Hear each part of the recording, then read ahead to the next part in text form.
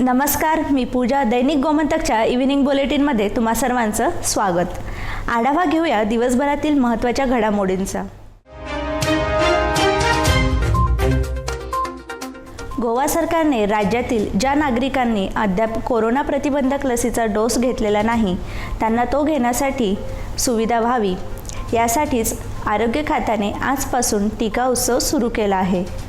सरकारी इस्पितळे आणि आरोग्य केंद्र येथील कायमस्वरूपी 40 लसीकरण केंद्रासह गावागावातील पंचायतींच्या मागणीनुसार एकूण 185 केंद्रात हे लसीकरण होणार आहे.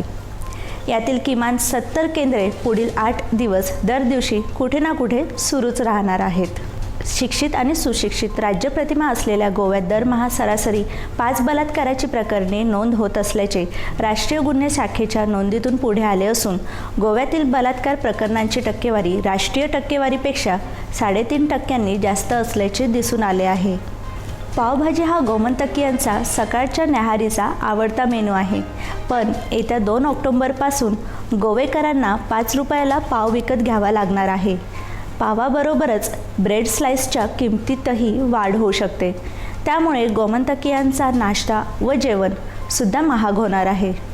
भारतीय तटरक्षक दल deputy inspector general Anurag Bose यांनी दलाच्या गोवा विभागाचा प्रमुख म्हणून पदभार स्वीकारला आहे.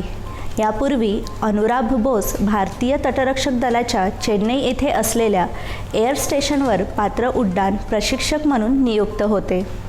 राज्यातील खाणी सुरू करण्यासाठी सरकारने खाण महामंडळाचा जो मसुदा तयार केला आहे त्याला राज्यपालांनी मान्यता दिली अशी माहिती मुख्यमंत्री प्रमोद सावंत यांनी दिली आहे.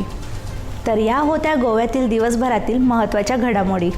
अशाच ताज्या अपडेट्स जाणून घेण्यासाठी आमच्या दैनिक गोमंतक या वेबसाईटला भेट द्या आणि आमच्या यूट्यूब चॅनलला सबस्क्राईब करायला विसरू नका.